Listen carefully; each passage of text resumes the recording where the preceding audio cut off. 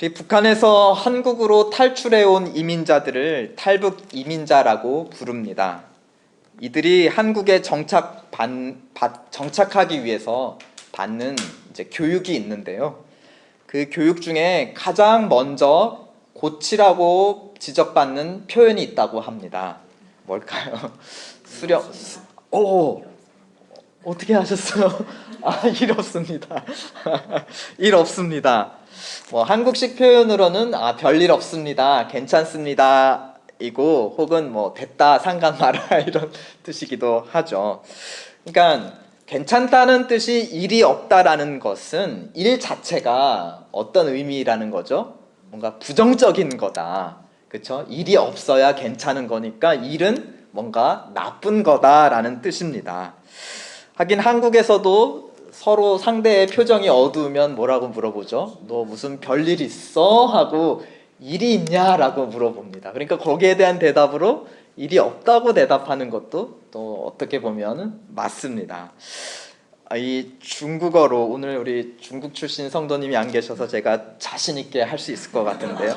메이스어 이런 괜찮다는 표현이 메이스어입니다. 그게 근데 무슨 뜻이냐? 일이 다 이루어졌다, 더 이상 일이 없다는 뜻입니다. 일맥상통하죠. 일이 없다는 게 괜찮은 거다. 또 혹시 일본 출신은 없으시죠? 일본어로 괜찮다는 표현이 나이즈나이라고 합니다. 나이즈나이라는 표현이라고 합니다. 그거 역시도 큰 일이 없다. 이 극동아시아 문화권은 무슨 문제가 있는 건가요? 왜 사람들이 중국, 한국, 일본 사람들 다 괜찮은 게 다 일이 없다는 표현이에요. 그러니까 얼마나 많은 일들을 겪었길래, 그쵸? 얼마나 많은 그 왕들이나 통치자들로부터 착취를 당했기에 우리에게 괜찮다는 표현은 일이 없다, 그렇게 되었던 것입니다. 그런 면에서 좀 물어보고 싶은데요.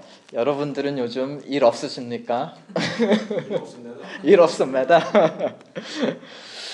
그런데 흥미로운 것은 성경의 첫 장, 그러니까 창세기 1장을 딱 열어보면 일 혹은 노동에 대해서 굉장하게 신성한 가치를 부여합니다. 왜 그러죠? 하나님이 최초의 노동자, 일꾼이시고 하나님이 처음으로 행하신 일은 천지를 창조하신 일이었습니다. 창세기의 그 천지 창조 과정을 보면 마치 하나님이 농부 혹은 정원사의 모습으로 묘사가 되고 계세요. 그러니까 어둠과 빛의 경계를 나누시고, 또 바다와 하늘의 경계를 나누시고, 또 땅과 땅 사이의 경계를 나눕니다.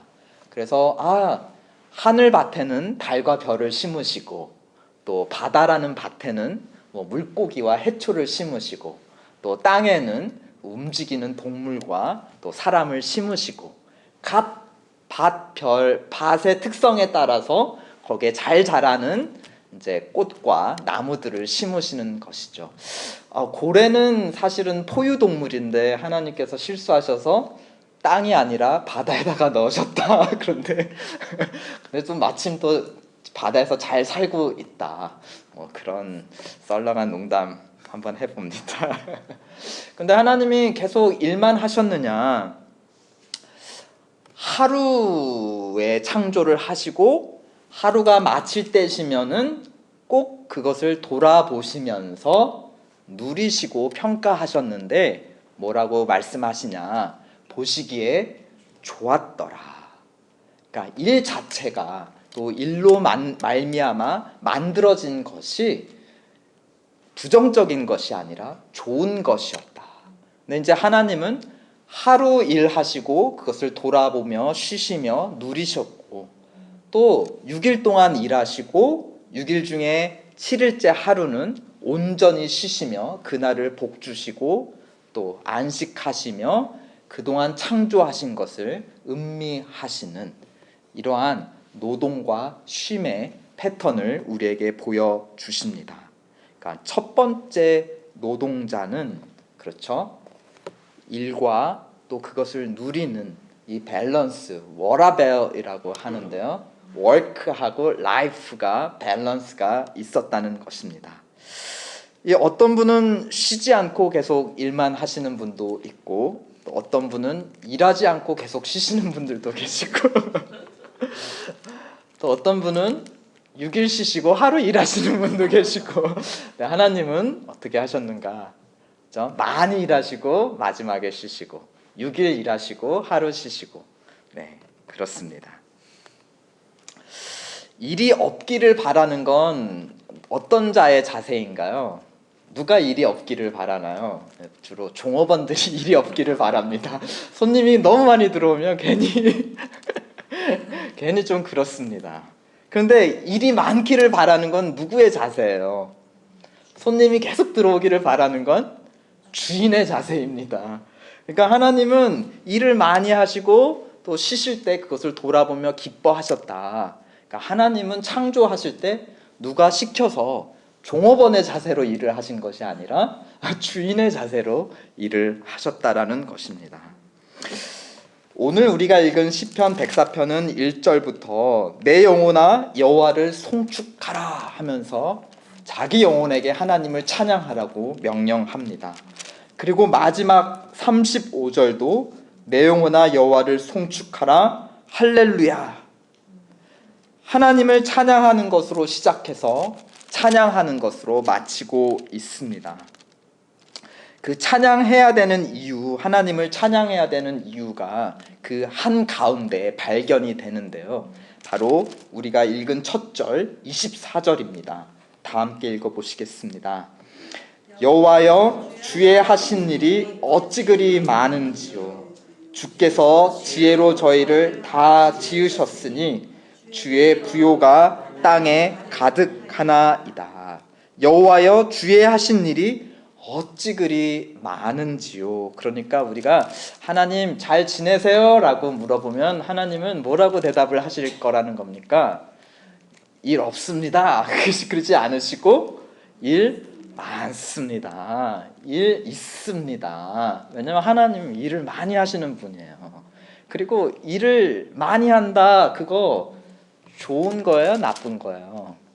하나님에게는 아주 좋은 거다. 무슨 일을 그렇게 많이 하시는가? 태초에 세상에 정원을 만들어 놓고 그 이후에 좀 가꾸시다가 버려두신 것이 아닙니다.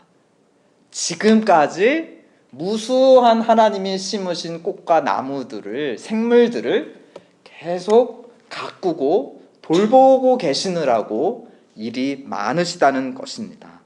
오늘 우리가 읽은 부분은 바다 정원, 바다 밭에 주목을 하고 있습니다.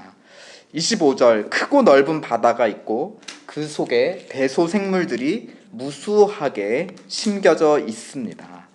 27절, 이것들이 다 주께서 때를 따라 먹을 것을 먹여주시기만을 마냥 바라고 기다리고 있습니다. 우리 엄마들이 밖에서 돌아오면 이제 남편과 또 자녀들을 다 포함해서 일제히 어디를 주목하죠? 그 엄마의 손을 주목합니다. 뭐가 들려있나, 뭐 맛있는 거 뭐 사왔나 하고서는 손을 주목해 보게 됩니다. 28절, 그러니까 하나님은 마치 그 어머니처럼 혹은 아버지처럼 손을 펴서 이 무수한 벌린 잎들에게다가 먹을 것을 쏙쏙 집어넣어주고 계신다라는 것입니다.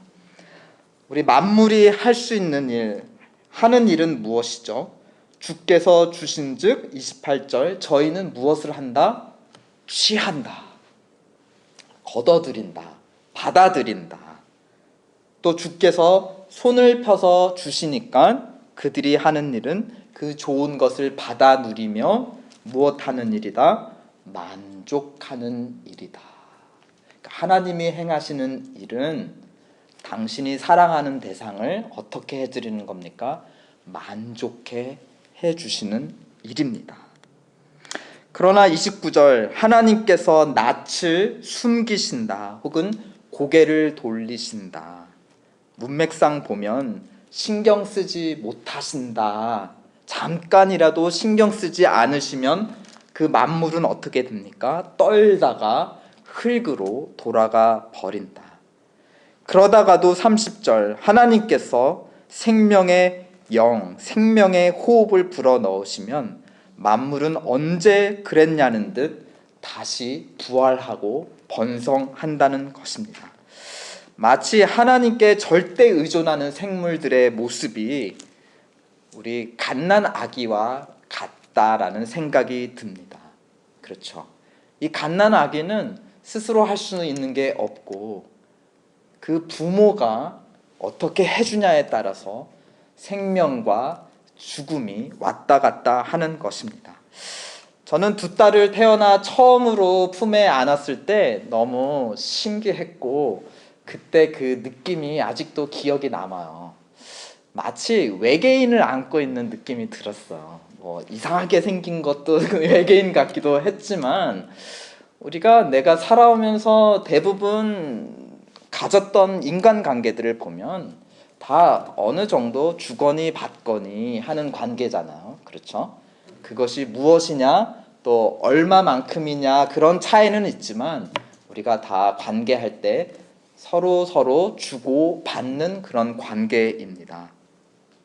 그런데 지금 내가 품 안에 아는 이 존재는 신기하게 뭘 주고받을 수 있는 관계가 아니에요. 내가 절대적으로 줘야 되는 관계이고 또 그러지 않으면 금방 죽을 수밖에 없는 그런 너무 낯선 존재.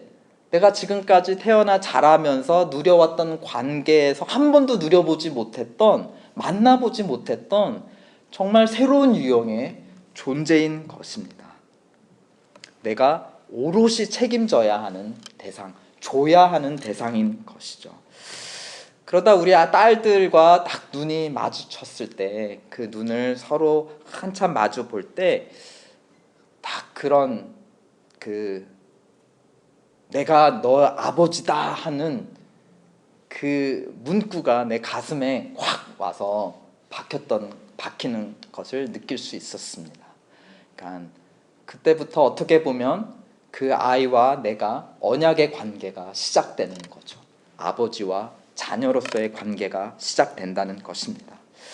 우리 창세기에서 천지를 창조하실 때 하나님은 히브리어로 엘로힘이라는 단어를 씁니다. 여기서 엘로힘은 무에서 유를 창조하시는 권능이 많으신 분이시다. 그러니까 하나님의 능력을 강조합니다. 그런데 오늘 시편에서 이제 창조된 만물을 다스리고 먹이시는 그 하나님, 돌보시는 하나님에게는 엘로힘이라기보다는 여호와라는 이름을 쓰게 됩니다. 여기서 여호와는 관계적인 하나님 그리고 언약의 하나님입니다. 내가 돌보겠다라고 약속한 그 언약의 대상을 향해서 신실하게 그 언약을 지켜나가시는, 그러니까 엘로힘이 권능을 강조한다면 여호와는 무엇을 강조하는 거예요? 신실함, 떠나지 않으시고 그 옆자리에 있으면서 때를 따라서 신실하게 먹여주시고 지켜주시는 하나님의 언약적 신실함을 강조하는 것이 바로 여호와입니다. 그러니까 창세기가 찬양한 하나님은 우리에게 생명을 낳아주신 아버지라면 오늘 시편에서 찬양하는 하나님은 어떤 아버지입니까? 그 자녀를 오래도록 곁에 지키면서 때를 따라 신실하게 먹여주고 지켜주시는, 길러주시는 아버지. 31절 여호와의 영광이 영원히 계속할지며. 그러니까 영광이라는 것은 하나님의 본연의 모습인데 그 본연의 모습이 바로 어떤 모습이냐? 피조물을 기르시는 아버지 노릇이다. 하나님의 본연의 모습은 연약한 피조물들을 기르시는 아버지 노릇이다. 그런데 그 영광이 어떻다 하였습니까? 영원히 계속할지며. 하나님은 영원히 아버지 노릇 하신다. 우리를 떠나지 않으신다. 뿐만 아니라 여호와는 자기 행사로 인하여 즐거워할지로다. 일이 많으신데, 바쁘신데 그 일들을 지겹다, 좀 일이 없었으면 좋겠다, 아유 이 지긋지긋한 것들 나만 보면 입을 벌리고 먹을 것을 기다리고 있으니 좀 알아서 좀 살았으면 좋겠다, 그러시는 게 아니라 어떻다는 거죠? 즐거워서 이것을 영원토록 하신다, 즐거워 하신다는 것입니다. 여러분은 아직도 하나님 앞에서 신앙의 사춘기를 지내고 계시나요? 하나님은 날 분명히 미워하실 거야, 우리 아버지는 날 미워하는 게 분명해, 하나님은 날 낳은 걸 후회하고 계실 거야, 막 그러는, 나는 빨리 커서 어떻게든 하나님 집에서 떠나서 독립해야겠다. 우리 이제 사춘기 자녀들이 그런 생각들 많이 하는데, 혹시 여러분 아직도 사춘기에 계시는지 모르겠습니다. 오늘도 하나님은 세상에서 많은 일을 하고 계십니다. 무수한 생명들을 돌보고 계십니다. 그러나 특별히 여러분 한 사람 한 사람들을 돌보고 계시며 그 일을 즐거워하심을 기억하시기 바랍니다. 일을 많이 하신다라는 것은, 오늘도 하나님은 세상을 어떻게 하신다는 거죠? 사랑하신다는 것입니다. 하나님 아버지는 여러분을 많이 사랑하십니다. 독생자를 내어주시기까지, 또 성령을 내려주시기까지, 또 성령과 함께 온갖 은사를 내려주시기까지 하나님은 세상을 이처럼 사랑하신다 하였습니다. 흥미로운 것은 하나님이 사랑하시는 세상에서 사람이 차지하고 있는 위치입니다. 오늘 본문 22절을 보면, 21절부터 보면 젊은 사자가 나와서 먹을 것을 찾아 구하다가, 또 22절에 해가 돋으면, 아침이 되면 물러가서 그 동굴에 눕는다 하였습니다. 그러자 이제 누가 기어 나와서 그냥 성경에는 나와서라 그러지 기어 나와서라는 표현은 없습니다. 누가 나와서 노동하며 하루 종일 수고한다 하였습니까? 누가 바톤 터치를 하는 것이죠? 네, 사람이. 그러니까 사람이 어떤 위치입니까? 그냥 사자하고 비슷한 하나님이 지으신 생물 중에 하나예요. 그렇죠? 그런데 26절을 보면 또 같은 생물이 아니라 좀 더 특별한 위치인 것을 알려주는 그런 표시가 있습니다. 26절을 보시면 선척이 거기 다닌다. 그러니까 하나님이 창조하시고 또 돌보시는 생물 중에 선척, 그러니까 배가 다닌다. 근데 배는 하나님이 만드신 게 아니라 사람이 하루 종일 수고해서 만들고 또 노젓고 해서 다니는 것이 배인데, 왜 하나님의 창조물이라고 하였을까? 사람에게는 뭔가 특별한 능력이 있다는 것이죠. 사람의 손으로 만들었는데 마치 하나님이 창조하신 큰 물고기 같이, 큰 고래 같은 그 큰 배를 누가 만들었다는 겁니까? 사람이 만들 수 있었다. 사람에게 하나님의 창조의 지혜를 주셔서 그 사람이 큰 물고기와 닮은 배를 만들었다. 그러면은 누가 원작자입니까? 라이센스가 누구한테 있는 거죠? 그렇죠? 하나님이 자기의 창조 능력을 사람에게 주셔서 그 사람을 통해 배를 만들었고, 이 시편 기자는 그 배도 하나님의 작품이다라고 선언을 하는 것이죠. 하나님과 비슷한 것을 만들 수 있다는 것은 사람에게 하나님을 닮은 구석이 있다. 이것을 창세기 1장 27절은 하나님의 형상대로 지음을 받았다라고 합니다. 그러면서 하나님이 다음 절에 뭐라고 명령하시고 축복하시냐? 생육하라, 번성하라, 그리고 다스리라.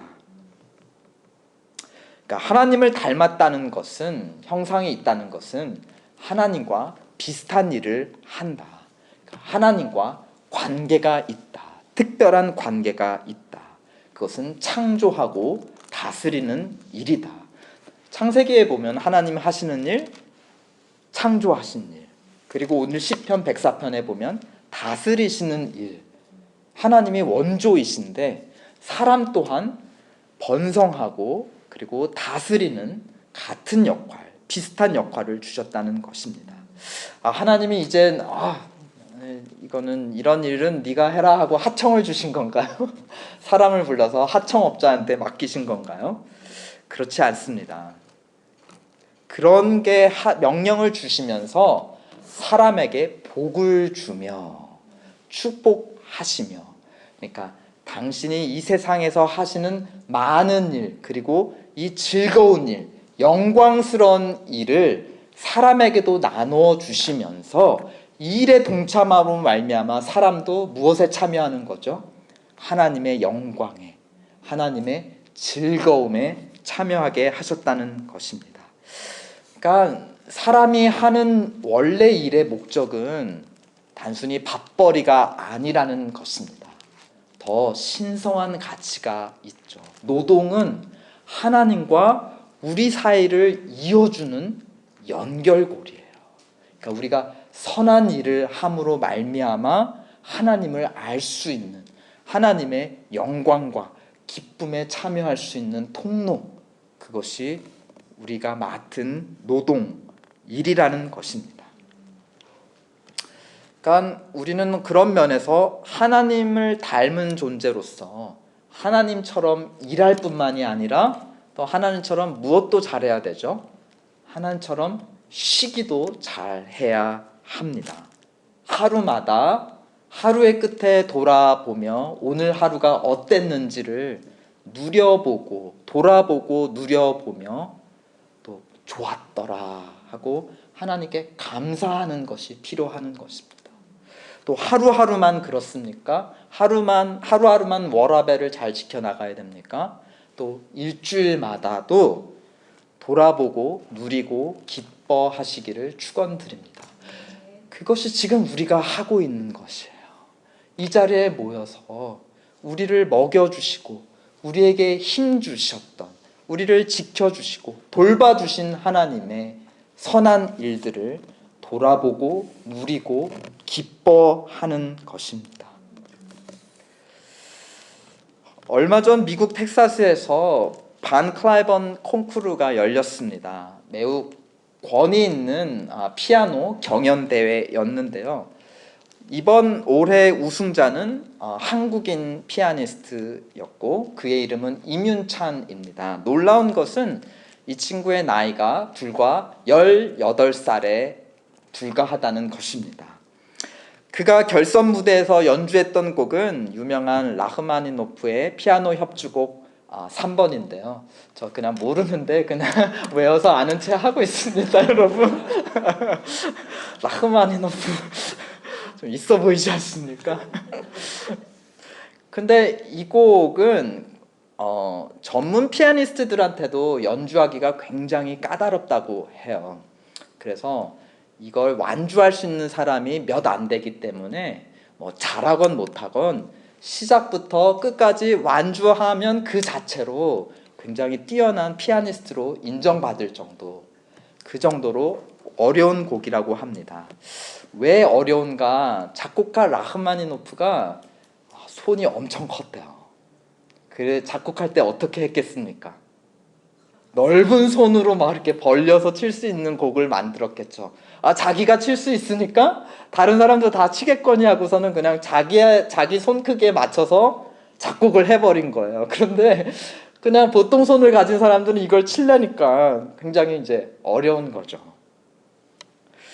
그런데 이 임윤찬 군은 18살이고 또 그렇게 키가 크지도 또 손마디가 크지도 않은데 이것을 굉장히 감동 있게 완주를 해냈습니다.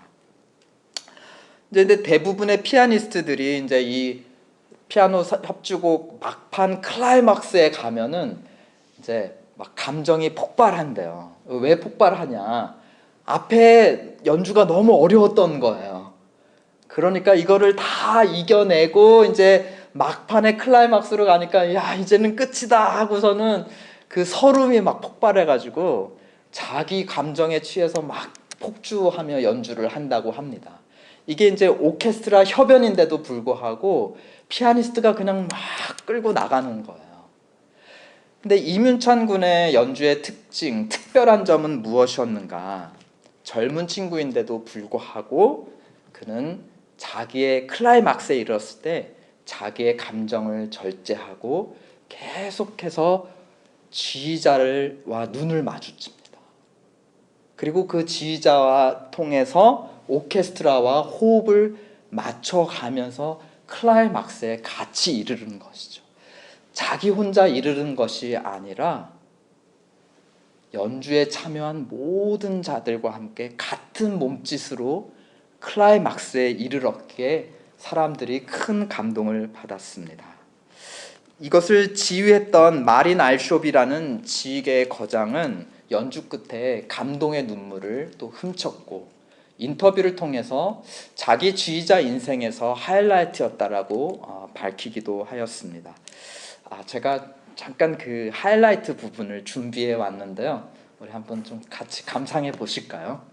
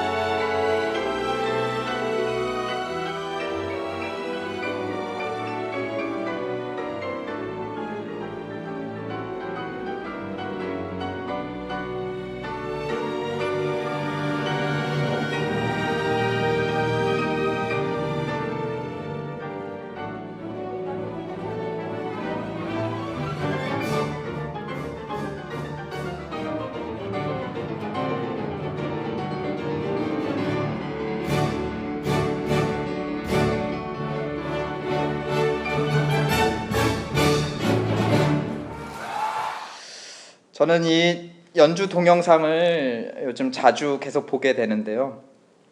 저는 목사로서 이렇게 동영상을 보고 해석을 하게 됩니다. 오케스트라가 마치 세상의 모든 만물과 같고 자기 소리를 내죠. 고유한 소리를. 피아니스트는 그 가운데 한 악기이지만 굉장히 특별한 악기, 피아노를 담당하고 있습니다. 사람의 역할입니다.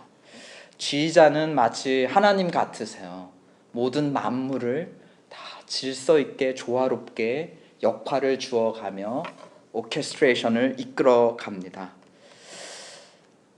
이 피아니스트가 자기 혼자 막 연주하는 것이 아니라 보시면 그 지휘자의 눈을 보면서 그 지휘에 맞춰서 함께 연주를 하는 그 장면, 마치 하나님 아버지의 일하심을 따라 하나님을 주목하며 그 속에서 하나님과 더불어 그리고 하나님이 돌보시는 모든 피조물과 더불어 함께 동역하는 아름다운 인간의 모습을 저는 피아니스트에게서 보게 되었습니다. 그럴 때 온 세상이 창조주의 일하심 앞에 즐거워하고 하나 되며 본연의 몸짓과 또 본연의 소리를 바라며 하나님을 찬양하는 것이죠. 이 자체가 오늘 우리가 모여있는 주일 예배의 모습입니다. 32절을 보면 하나님이 땅으로 내려오세요. 저가 땅을 주목하여 보신즉 땅이 그 앞에 진동함으로 반응합니다. 산들이 연기를 발하며 하나님을 맞이합니다. 33절, 그 하나님의 임재를 맞이한 사람이 하나님을 찬양합니다. 나의 평생에 이 여호와께 언약의 하나님을 향해 노래하며 나의 생존하는 동안 내 하나님을 찬양하리라. 그러니까 사람이 부르심을 받아 행하는 노동 중에 최고의 일은 무엇이라는 것입니까? 하나님을 찬양하는 일, 하나님을 즐거워하는 일이야말로 인생에게 허락하신 최고의 노동이라는 것입니다. 34절, 나의 묵상을 가상히 여기시를 바라나니 나는 여호와로 인하여 즐거워하리로다. 참 사람으로 오신 예수님께서 요한복음에서 이런 말씀을 하셨습니다. 내 아버지께서 이제까지 일하시니 나도 일한다. 하나님께서 지금도 행하시는 일이 많습니다. 다른 말로 바꾸면 하나님이 지금도 세상을 그리고 인생들을 많이 사랑하고 계십니다. 그러므로 하나님과 더불어 함께 일해야 하는 우리에게 잘 살고 있냐고 물을 때 우리는 질문을 바꿔야 합니다. 별일 없니가 아니라 뭐라고 물어야 되죠? 별일 있지? 하나님과 더불어 놀라운 일들을 하고 있지? 별일 있냐고 우리는 물어봐야 합니다. 또 그런 질문을 받았을 때 나 잘 살고 있어? 뭐라고 대답해야 됩니까? 일 없습니다. 아니죠. 일 많습니다. 일 있습니다. 하나님이 내 삶에 행하고 계시는 놀라운 일들, 즐거운 일들이 많습니다. 너도 함께 동참할래? 우리 한번 서로에게 물어봅시다. 우리 한번 물어보실까요? 일 있으십니까? 일 많습니다. 네. 즐거워할 일이 많으시기를 우리 주 예수 그리스도의 이름으로 축원드립니다. 아멘.